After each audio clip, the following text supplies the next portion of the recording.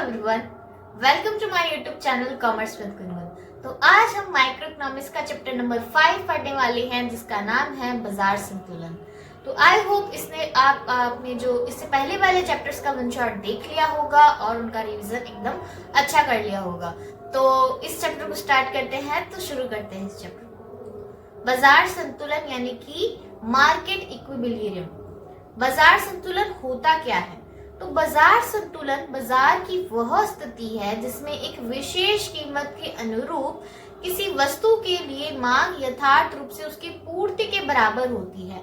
यानी कि हमारा मार्केट इक्विलिब्रियम कब होता है? जब हमारी डिमांड और सप्लाई क्या होती है? बराबर होती है। ना तो डिमांड ज्यादा होती है और ना सप्लाई कम होती है, और ना सप्लाई ज्यादा होती है ना डिमांड कम होती है। ऐसे नहीं होता। इसमें क्या होगा? बराबर होगी, तब हमारा क्या होगा? बाजार संतुलन। अतः संतुलन की अवस्था में वस्तु की बाजार मांग बाजार पूर्ति के बराबर होती है, यानी कि डिमांड जो है हमारी सप्लाई के बराबर होगी।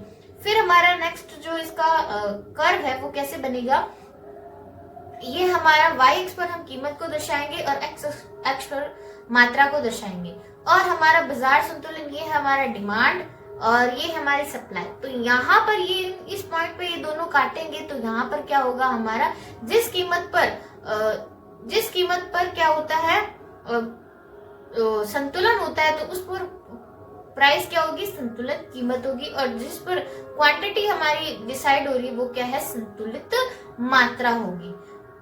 अतः पूर्ण प्रतिस्पर्धा बाजार में संतुलन को वैकल्पिक रूप में शून्य अधिमांग शून्य अधिपूर्ति की स्थिति के रूप में परिभाषित किया जा सकता है। यानी कि यहाँ पे कोई उतार चढ़ाव नहीं है, यानी कि शून्य अधिमांग और शून्य अधिपूर्ति से हम परिभाषित कर सकते हैं। फिर आता है अधिपूर्ति और अधिमांग का क्या कर्व होता है? अधिपूर्ति क्या होता है? अधिपूर्ति यानी कि ज्यादा पूर्ति, ज्यादा सप्लाई, यानी कि जब बाजार पूर्ति बाजार मांग से ज्यादा होती है तो उसको हम क्या कह देते हैं? अधिपूर्ति। तो अधिपूर्ति का कर्व कैसे बनता है? जैसे कि ये हमारे डिमांड है, ये सप्लाई है, और यहाँ पर हमारा इक्विलिब्रियम था। यहाँ पे हमारी क्या है? संतुलित कीमत और यह है संतुलित मात्रा। लेकिन यहाँ पर अधिपूर्ति हुई है। सप्लाई ज्यादा होने पर क्या होता है? सप्लाई ज्यादा होने पर प्राइस बढ़ती है। तो यहाँ पे प्राइस बढ़ी है तो ये प्राइस हमारी बढ़ के ये होगी। तो ये क्या है? हमारी अधिपूर्ति है। यानी कि यहाँ पर बाजार कीमत क्या है? ज्यादा है। फिर आता है अधिमांग। क्या होता है? अधिमांग यानी कि ज्यादा मांग, डिमांड ज्यादा है, यानी कि यहाँ पे क्या है? बाजार मांग बाजार पूर्ति से ज्यादा है, तो उसे हम क्या कहेंगे? अधिमांग कहेंगे। इसका कर्व कैसे है? ये डिमांड है, यहाँ पे सप्लाई है। पहला हमारा जो इक्विलिब्रियम था कहाँ पे था? यहाँ पॉइंट, इस पॉइंट पे था। फिर अधिमांग हो यानी कि डिमांड ज्यादा हो रही है। इसका मतलब है कि यहाँ पर हमारी बाजार कीमत जो है वो कम हो गई है, क्योंकि डिमांड ज्यादा है। इसका मतलब तो ये है कि लोग कम कीमत पर सामान खरीद रहे हैं, तो यहाँ पर हमारी बाजार कीमत क्या है? कम है। इसके लिए यहाँ पे क्या है? हमारी बाजार कीमत कम है, तो यहाँ पे ये क्या है? हमारी अधिमांग है। Q1 से लेके Q2 तक हमारी अधिमांग है। फिर आता है फर्मों की स्थिर संख्या की स्थिति में बाजार संतुलन, यानी कि अब हमारी क्या है? प्राइस स्थिर स्थिति, जो स्थिर संख्या है उस पर हमारा बाजार संतुलन कैसे होगा? तो ये हमारा डिमांड कर्व है, ये हमारा सप्लाई कर्व है। उसके बाद ये हमारा इक्विलिब्रियम पॉइंट है E। यहाँ पर ऊपर की तरफ अगर प्राइस बढ़ेगी यानी कि अधिपूर्ति है, तो ये हमारा कर्व हो जाएगा P। इस पर क्या है? हमारा संतुलित कीमत है, और Q पर क्या है? हमारी संतुलित मात्रा है। अगर प्राइस बढ़ती है इसका मतलब अधिपूर्ति होगी, और अगर प्राइस गिरती है तो यहाँ पे क्या हो जाएगा? अधिमांग हो जाएगा। तो ये हमारी स्थिति हो जाएगी। फिर आता है मांग शिफ्ट, यानी कि डिमांड कर्व में शिफ्ट होना। बाजार संतुलन के अंदर डिमांड में शिफ्ट कैसे होगा? तो मांग वक्र जब दाईं ओर शिफ्ट होता है, यानी कि पहले डिमांड वक्र हमारा DD0 था, जो शिफ्ट होकर क्या हो गया? DD2 हो गया है। तब हमें क्या डिफरेंस आएगा? पहला हमारा इक्विलिब्रियम पॉइंट क्या था? E था, ठीक है, और ये हमारी प्राइस और ये हमारी क्वांटिटी थी। लेकिन डिमांड बढ़ने के कारण जो है हमारी प्राइस बढ़ चुकी है। डिमांड बढ़ने के कारण हमारी प्राइस बढ़ चुकी है, जो हमारे इक्विलिब्रियम पॉइंट क्या हो जाएगा? G हो जाएगा। और इस G पर कुछ लोग ऐसे होंगे जो ज्यादा कीमत पर भी वस्तु खरीदना चाहेंगे, तो वो क्या करेंगे? ज्यादा प्राइस देंगे, तो वो हमारे इक्विलिब्रियम पॉइंट क्या हो जाएगा? G हमारा क्या हो जाएगा? नया संतुलन हो जाएगा। और एक बात याद रखनी है कि ध्यान दीजिए कि जब भी हमारा मांग वक्र शिफ्ट होता है तो उसमें जो शिफ्ट होने की दिशा है प्राइस की या क्वांटिटी की वो क्या होती है, सेम होती है। यानी कि ये भी इस तरफ हो रही है और ये भी इस तरफ हो रही है, तो ये क्या होती है, समान होती है। फिर आता है मांग वक्र बाईं ओर शिफ्ट होना, यानी कि मांग जब हमारी घटती है तब क्या होगा। तो मांग, ये हमारा डीडी वक्र, ये डीडी 0 से हमारा मांग वक्र किस तरफ शिफ्ट हुआ है, डीडी 1 पर। पहला हमारा पॉइंट इक्विलिब्रियम का पॉइंट क्या था, ई था, और अब हमारा क्या हो गया है, एफ हो गया है। यानी कि अब जो क्वांटिटी Q0 थी Q1 आ गई है और P0 से क्या हो गई, P1 हो गई, यानी कि जो कीमत है वो हमारी कम हो गई है। तो यहाँ पर इसका मतलब यहाँ पे क्या है, अधिपूर्ति। अधिपूर्ति में आपको पता है कि क्या होता है, अधिपूर्ति में आप अभी हमने पढ़ा था कि बाजार कीमत अधिक होती है। तो बाजार कीमत अधिक होने के कारण कुछ फर्में क्या होगी कि निम्न कीमत पर यानी कि न्यूनतम कीमत पर भी क्या अपनी वस्तु को बेचना चाहेगी, तो वहां पर क्या हो जाएगी, वो अपनी प्राइस को कम कर देगी। तो ये हमारी प्राइस यहाँ पे कम हो जाती है। फिर आता है पूर्ति में शिफ्ट। पूर्ति वक्र में दाईं ओर शिफ्ट, जब सप्लाई में शिफ्ट होगा, सप्लाई में जब दाईं ओर शिफ्ट होगा तो पहले ई पर हमारा इक्विलिब्रियम पॉइंट था, अब हमारा एफ पर है। तो यहाँ पे क्या होगा, सप्लाई बढ़ने पर, सप्लाई जब बढ़ेगी तो क्या होगी, डिमांड कम होगी। यानी कि जब सप्लाई ज्यादा हो जाती है, जो वस्तु की प्राइस होती है वो क्या हो जाती है, कम हो जाती है ऑटोमेटिक। तो यहाँ पे प्राइस क्या हो जाएगी, कम हो जाएगी। और यहाँ पर अधिपूर्ति है, यानी कि बाजार कीमत क्या है, मैंने यहाँ पे भी बता दिया कि अधिपूर्ति के समय क्या होती है, बाजार कीमत कम हो जाती है। तो ये हमारी प्राइस क्या होती है, P0 से P1 हो जाती है। और ये हमारी जो क्वांटिटी है वो Q0 से Q1 हो जाती है। तो ये हमारा नया संतुलन कहाँ पे होगा, F पर हो जाएगा। यानी कि कुछ जो फर्में होंगी वो क्या करेगी, अपनी जो सप्लाई है यानी कि जो कीमत, वस्तु की कीमत है वो क्या कर देगी, कम कर देगी। फिर आता है पूर्ति वक्र का बाईं ओर शिफ्ट, यानी कि जब बाईं ओर शिफ्ट होती है, यानी SS0 से SS2 पर जब शिफ्ट होता है तब क्या होगा। तो जब सप्लाई हमारी कम हो जाएगी, सप्लाई कम हुई इसका मतलब मांग ज्यादा होगी, सप्लाई कम हुई तो मांग ज्यादा होगी, इसका मतलब अधिमांग है। तो अधिमांग के समय हमारी क्या होती है, बाजार कीमत ज्यादा हो, बाजार कीमत क्या हो जाती है, अधिमांग के समय बाजार कीमत क्या हो जाती है, हमारी कम हो जाती है। हाँ, तो ये है SS0, ये है SS2। तो ये नया संतुलन हमारा पहले E था और अब नया संतुलन क्या हो गया, G हो गया। यहाँ पर क्या था, ये P0 था, यहाँ पे P2, यानी कि सप्लाई क्या हो जाएगी, सप्लाई कम हो जाएगी। तब जो सप्लाई वस्तुएं जब कम हो जाती है तो उसकी जो डिमांड है वो ज्यादा हो जाती है। इसका मतलब प्राइस क्या होगी, यहाँ पे बढ़ेगी, प्राइस क्या हो जाएगी, बढ़ जाएगी। और क्वांटिटी क्या हो जाएगी, Q0 से Q2 हो जाएगी, यानी कि अधिमांग। यहाँ पर क्या है, अधिमांग हो जाएगी। ध्यान दीजिए कि जब भी पूर्ति वक्र शिफ्ट होती है तो कीमत तथा मात्रा में परिवर्तन की दिशाएं क्या हो जाती है, विपरीत होती है।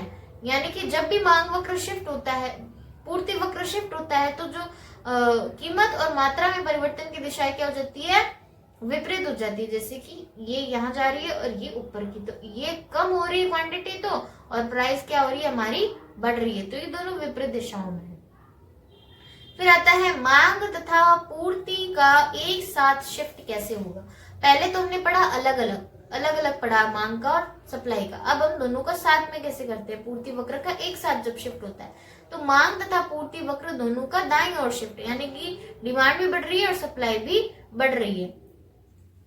तो ये हमारी डिमांड DD0 से DD1 हो गई है और जो सप्लाई है वो SS0 से SS1 हो गई। दोनों ही क्या हो रही है, बढ़ रही है, जिसमें हमारी जो प्राइस है वो तो सेम रहेगी, लेकिन जो हमारी क्वांटिटी है वो क्या हो जाएगी, इंक्रीज हो जाएगी। प्राइस हमारी सेम रहेगी और क्वांटिटी क्या हो जाएगी, हमारी Q Q से Q1 हो जाएगी। और हमारा पहला E था पॉइंट और हमारा नया संतुलन क्या हो जाएगा, F हो जाएगा। फिर दूसरा आता है मांग तथा पूर्ति वक्र दोनों का बाईं ओर शिफ्ट, यानी कि डिमांड और सप्लाई दोनों ही क्या हो रही है, गिर रही है। यानी कि गिर रही है तो क्या होगा, SS0 से सप्लाई जो कर्व है SS0 से SS1 पर पहुंच जाएगा और DD0 DD1 पे शिफ्ट हो जाएगी। तो इसमें भी क्या है, हमारी प्राइस सेम रहेगी और क्वांटिटी हमारी क्या हो जाएगी, Q से Q0 डिक्रीज हो जाएगी और नया संतुलन हमारा क्या होगा, F हो जाएगा। फिर आता है पूर्ति वक्र का बाईं ओर तथा मांग वक्र का दाईं ओर शिफ्ट, यानी कि सप्लाई घट रही है और डिमांड बढ़ रही है, तब हमारे क्या हो जाएगा, तो SS0 जो है SS1 पर यानी कि सप्लाई गिर रही है और डिमांड DD0 से DD1 पर क्या हो रही है, बढ़ रही है, तब हमारी प्राइस क्या होगी, इंक्रीज होगी। क्या होगी, इंक्रीज होगी। यानी कि सप्लाई कम हो रही है और डिमांड ज्यादा हो रही है, तो इसका मतलब क्या हो जाएगा कि प्राइस हमारी इंक्रीज होगी और जो क्वांटिटी है वो हमारी क्या रहेगी, सेम रहेगी। पहला हमारा इक्विलिब्रियम नया संतुलन क्या था, E पे था, और अब हमारा नया संतुलन क्या हो जाएगा, F हो जाएगा। फिर आता है पूर्ति वक्र का दाईं ओर तथा मांग वक्र का बाईं ओर शिफ्ट। तो S जो सप्लाई है वो हमारी बढ़ रही है और डिमांड क्या हो रही है, कम हो रही है, तो हम क्या करेंगे, जो प्राइस है हमारी डिक्रीज होगी और क्वांटिटी सेम रहेगी। SS0 से SS1 पर सप्लाई बढ़ रही है और जो डिमांड है वो DD0 से DD1 पर घट रही है, तो हमारी प्राइस क्या हो जाएगी, नीचे गिर जाएगी और जो हमारा नया संतुलन है वो F पर आ जाएगा। फिर आता है फर्मों के प्रवेश तथा बहिर्गमन की स्थितियां कौन कौन सी है, यानी कि किन किन स्थितियों में फर्में बहिर्गमन करेगी, यानी निकल जाएगी या प्रवेश करेगी या सामान्य से या कोई भी आकर्षित नहीं होगी। तो हमारी तीन स्थितियां हैं, यानी कि जब हमारी प्राइस एवरेज कॉस्ट से ज्यादा होती है, यानी कि अधिक सामान्य लाभ, यानी सामान्य से भी अधिक लाभ जब होता है, तो हम हमारी जो फर्में हैं वो नई फर्में क्या करती है, प्रवेश करती है।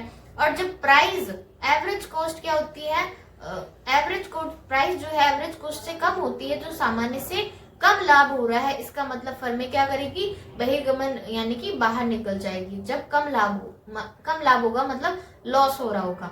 और जब प्राइस बराबर होगी एवरेज कॉस्ट से, तो यानी कि सामान्य लाभ हो रहा है, नॉर्मल लाभ हो रहा है, तब क्या होगी, नई फर्में बाजार में प्रवेश के लिए क्या होगी, आकर्षित नहीं होगी। तो इसका कर्व कैसे है, X पर मात्रा और Y पर कीमत को दिखाया है। फर्मों के निर्बाध प्रवेश तथा बहिर्गमन से अभिप्राय है कि बाजार कीमत सदैव न्यूनतम औसत लागत के बराबर होगी, अर्थात P बराबर क्या होगा, न्यूनतम औसत लागत, यानी कि P बराबर एवरेज कॉस्ट, यानी कि यहाँ पर आकर्षित नहीं होगी नई फर्में। ये हमारी प्राइस है, ये हमारा डिमांड कर्व है, ये क्वांटिटी है। फिर आता है मांग में शिफ्ट, डिमांड में शिफ्ट कैसे होगा, डिमांड में दाईं ओर शिफ्ट, यानी DD0 से DD1 पर डिमांड शिफ्ट हो रही है, यानी बढ़ रही है। डिमांड बढ़ने पर क्या होगी, कीमत भी हमारी बढ़ जाएगी और इससे क्या होगा, कीमत बढ़ने पर जो है हमारा लाभ ज्यादा होगा, अधिक सामान्य लाभ होगा, यानी कि नई फर्में बाजार में प्रवेश के लिए क्या होगी, आकर्षित होंगी।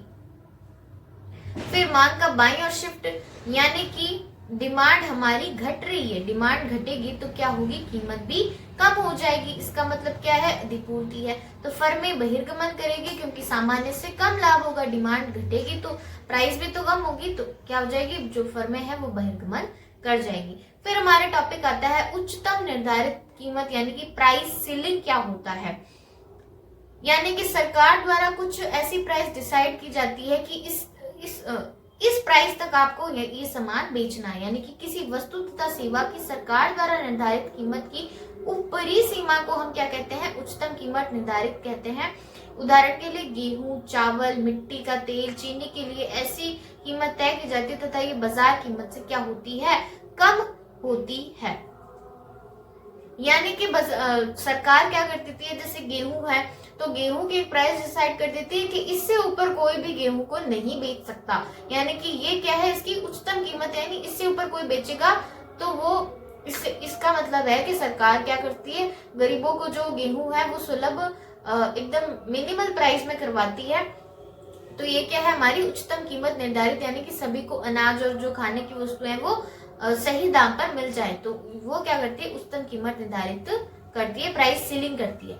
जैसे कि हमारी बाजार कीमत क्या थी, ये थी बाजार कीमत क्या थी, ये P थी पहले, और सरकार ने क्या कर दी, PC, यानी कि थोड़ी सी कम कर दी, यानी कि इससे ऊपर कोई नहीं सामान बेचेगा, गेहूं है, चावल है, ये।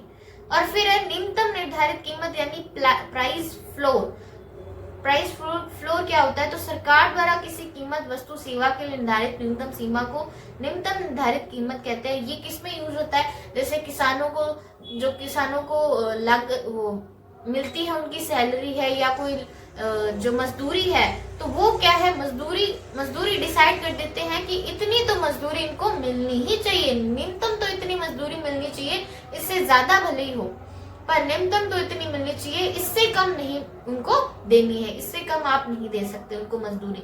तो ये कृषि समर्थन के लिए ये कीमत कार्यक्रम या न्यूनतम मजदूरी विधान के लिए न्यूनतम निर्धारित कीमत हम डिसाइड करते हैं। और ये हमारा जो प्राइस, जो मार्केट प्राइस है वो ये है, और इससे ऊपर जो हमारी जो न्यूनतम निर्धारित कीमत वो क्या हो जाती है यहाँ पे?